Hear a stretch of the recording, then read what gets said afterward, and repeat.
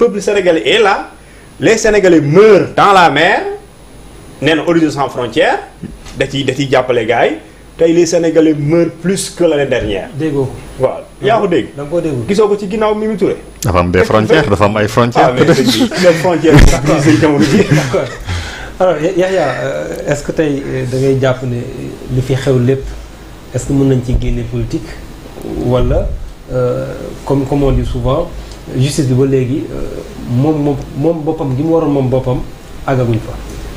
Bon, d'abord, je remercie parce qu'ils ont dit des choses très intéressantes. Mais moi, mon analyse sera basée sur ñaari angles. D'abord sur la forme et dans le fond. Sur la forme, on a vu que, effectivement, les textes n'ont pas changé. C'est les hommes aujourd'hui qui dirigent le Sénégal qui ont changé. Donc, on a les mêmes pratiques et on a vu que tout le monde nous casse la restriction de deux principes fondamentaux. C'est une répétition, certes, de deux principes fondamentaux qui ont une valeur constitutionnelle. Le principe d'égalité. Le principe boo xam ne ñëpp ñoo tolloo ci réew mi ak principe de liberté. Le principe yoo xam ne à valeur constitutionnelle ci constitution bi koy gis. Ils sont reconnus par les lois de la République. Donc on a vu que ces deux principes aujourd'hui ñu ngi koy salfaañee. Pourquoi? Parce que d'abord la liberté moo war a jiitu que ñu koy restreindre. La liberté mooy la norme ñu lay jàpp di la jàpp mooy la restriction. Égalité des citoyens devant la loi wax nañ ko fi léegi. Certaines personnes qu'on considère qu'ils sont du côté du pouvoir peuvent ne pas être mën nañ bañ a tiit. Par contre soo nekkee dans l'opposition wala si tu as des propos qui sont plus rangés du côté de l'opposition dañuy jàpp ne foofu nekkoo ci sécurité bu baax. Donc principe d'inégalité des citoyens devant la loi day ñëw. Et dans le fond je suis d'accord sur plusieurs choses comme je suis pas d'accord sur certaines choses. Li si njëkk mooy effectivement notre code aujourd'hui ne répond pas aux réalités actuelles de notre pays. État tollootul fu muy jàppee. Les problèmes sont plus économiques que juridiques. L'État aujourd'hui doit se concentrer plus sur les problèmes économiques que sur les problèmes juridiques. Àdduna. Mais État administration mi ngi saytu lu amaana justice également dafay doxal liggéey. waaw fa laay ñëw. Est-ce que parce que État mi ngi liggéey rek que justice également dafa war a taxaw. Je dis pas État mais je dis État dafa war a concentrer wu ci liggéey bi ça c'est sa priorité. État de droit dafa am ñetti principe yu ko tënk. Premier principe bi mooy hiérarchie des normes le respect de la hiérarchie des normes. Deuxième principe bi mooy le principe d'égalité des citoyens devant la loi. Troisième principe bi mooy la séparation des pouvoirs. Et ce principe-là pose problème dans la configuration de nos textes, dans la configuration de nos institutions, de nos textes qui nous gouvernent. Da nga jàpp ne amu fi. En réalité amul. Pourquoi? Parce qu'il n'y a pas de conformité déjà entre les lois organiques et la Constitution.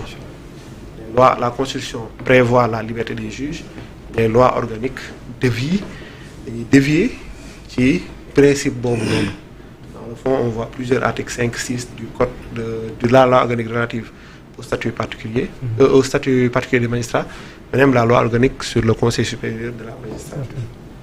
Même si les hommes ont changé et que les textes n'ont pas changé. mais loolu ñu ngi koy répété waat depuis quelques jours mais malgré loi yooyu ngeen wax ne changé wul mais pourtant on dit souvent également que ne les textes libèrent les magistrats. Les textes ne libèrent aucun magistrat. On a deux types de magistrats. Magistrat bu bëgg a autonome moom sa bopp doo ko def. Ça dépend. On n'a pas donné aux magistrats la possibilité qu'ils soient libres. te sànq foofu laa waxoon d'accorduma. Certes le magistrat surtout le parquet. waaw non le parquet dépend de la chancellerie. C'est ce que je dis en fait. Il est le maître de l'opportunité des poursuites. Il voit s'il est opportun de poursuivre ou pas. La preuve pour certaines personnes dafay gis opportunité topp pour d'autres personnes mën na ko bañ a gis. Mais c'est là où il y a un problème. Si on suit la logique, il doit y avoir une égalité des citoyens devant la loi. Dans les mêmes circonstances de temps et d'espace, des mêmes causes produisent des mêmes effets. Si deux personnes font la même chose et qu'une personne est suivie, c'est qu'il n'y a pas peut-être une liberté du magistrat, du parquet. kon da nga wax Yahya Sénégal fii magistrat yi moomuñu boppam. moomuñ seen bopp. mais les textes le prévoient. Il y a pas une confort texte yi joxuñu magistrat seen liberté et je peux l'expliquer. Je donne l'exemple du parquet qui est sous la tutelle. mais ki toog di àtte moom kooku mënul moom boppam. Enseignant. Le magistrat du siège. Je vais vous donner deux problèmes avant dinaa si ñëw. dafa war nag may dagg soo ma daggee. waaw demal. Le premier Ousmane Sonko diffamation moo tax bokkul élection. Pourtant il y a un texte international. boo xam ne Sénégal da ci bokk da ko ratifié signé ko. Je vais amener les références mais CEDEAO protocole additionnel et tout mais la prochaine fois dinaa indi référence dama ko xam fàtte. C'est en 2010. Une personne qui gère les biens de l'État ne peut pas faire l'objet d'une diffamation. Mame Mbaye Niang ne pouvait pas faire l'objet d'une diffamation. Et on a vu que ça c'est pas, on n'a pas respecté les textes. Je donne un autre exemple. Pour dire que la configuration de nos textes pose problème.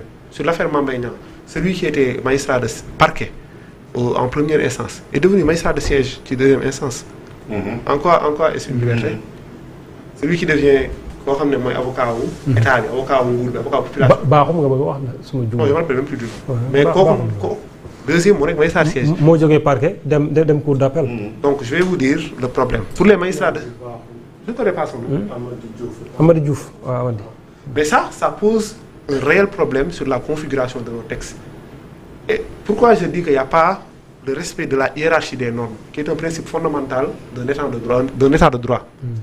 On dit que les lois organiques doivent être conformes à la Constitution. Dans notre Constitution, l'article 90 prévoit le principe d'inamovibilité des juges. Aucun magistrat ne peut être déplacé sans son consentement, ce qui prévoit une liberté du magistrat de siège. Pourtant, quand on se visiter la loi organique relative au statut des magistrats, deux principes permettent de les déplacer. D'abord, la nécessité de service, dans son article 4 ou 5, et l'intérim. Donc aujourd'hui, si tu as besoin d'un magistrat, tu utilises ces deux mécanismes pour les déplacer. Donc ça, c'est un réel problème pour dire que les magistrats de siège ne sont pas libres. Au-delà de ça, pour la nomination des magistrats, ça pose un réel problème. Il y a deux systèmes. Si nomination magistrat, il y a un problème. Il y a deux systèmes. Système américain et système français. D'accord. Système français, toute la procédure découle de l'exécutif. Le ministre de la Justice m'a proposé, le président a approuvé. Mais loolu noonu soo ko gisee kon justice mu ci suufu exécutif bi. yaa xool magistrat bu la neex nga nommé ko fu mu la neexee.